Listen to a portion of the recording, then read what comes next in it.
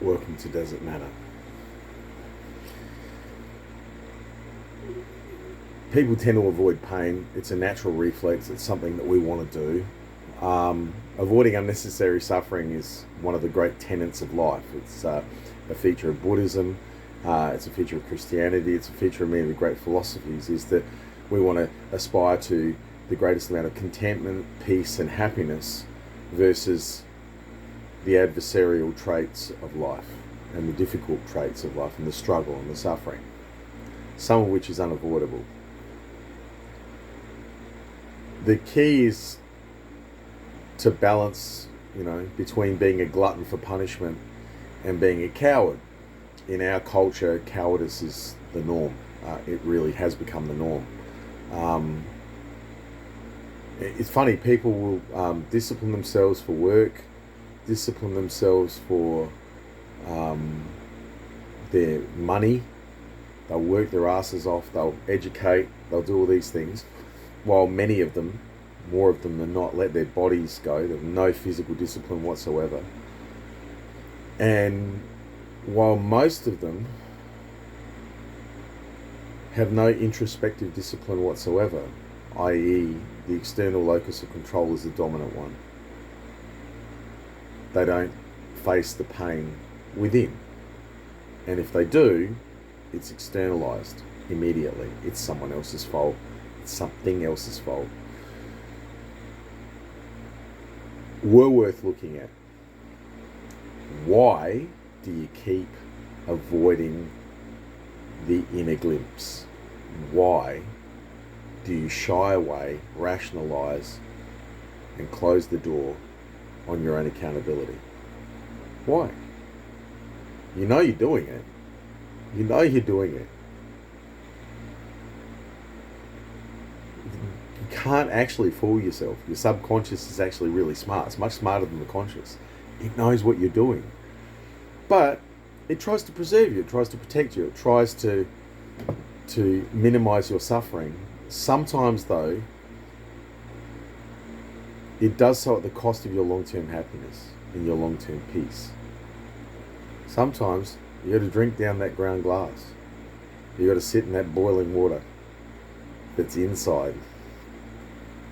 You got to discipline your body, your mind, and your spirit, and you have to stop looking for reasons why life is too hard, for reasons why things are too hard for you, and thus you can't do what you need to do. It's bullshit. Of course your life may be harder than 15 other people around you or 150. Who cares? It doesn't matter. It's your life. It's fucking yours. So do what you can with it.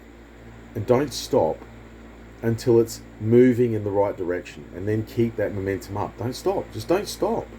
When you stop, you're dying. When you stop, it's entropy wins. Creativity, life, all the good shit starts to fade away the minute you stop. Don't stop. Doesn't mean you can't have peace. Doesn't mean you can't have moments of quiescence and calm. You need plenty of that, actually. But you don't stop being accountable. It's always on you. It's always your fault. It's always you, in the end, that has to decide on these things, that has to react, has to take what you... Look, if you swallow a bitter pill, you can spit and jump around and have a tantrum about it. You can cry till the cows come home. Or you can, as quickly as possible, get over your initial natural reaction to it and do something good with it. Turn the lead into gold. Be the philosopher's stone. That's what humans are. We are living philosopher's stones. We turn the lead into gold. We make hard times better. We make difficulties lessons. We turn something valueless and harmful into something positive and good. The inquisitorial urge, which has been throughout the world's religions and certainly exists in today's woke consumer culture, to just purge everything that you don't like, don't do that.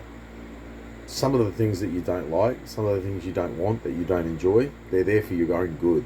They're there for you to do something with, to convert, to transmute into something of value.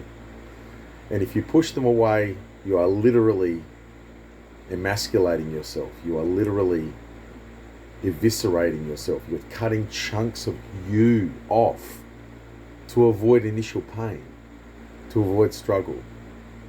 When you feel like giving up, and we all do, when you feel like surrendering, that's usually about the time you're close to a lesson.